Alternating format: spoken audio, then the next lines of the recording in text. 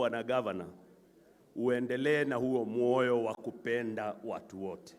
Kwa ndugu zangu Waislamu, hapa County Assembly ya Nairobi, sisi hatuna maneno ya vyama. Mimi nasimama hapa, niliumwa kidogo kwa sababu mimi ni Azimio na mimi ni Deputy Speaker. Lakini gavana wetu kutoka aje, tulisema hakuna tumbo ya Azimio, hakuna tumbo ya UDA, tumbo ni za wananchi wa Nairobi.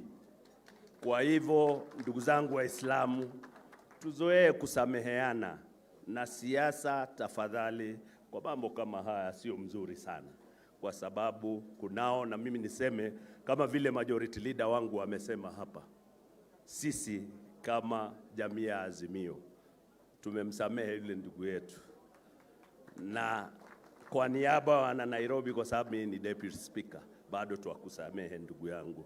Huyo ulikuwa ni ulimi uliteleza, na tukiwa mandugu, Nairobi ni ya mandugu sisi wote.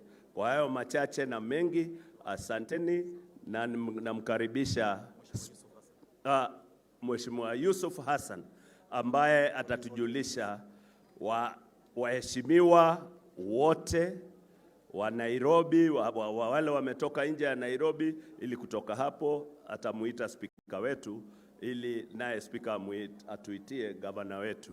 Asanteni sana, Mungu awabariki. Thank you very much.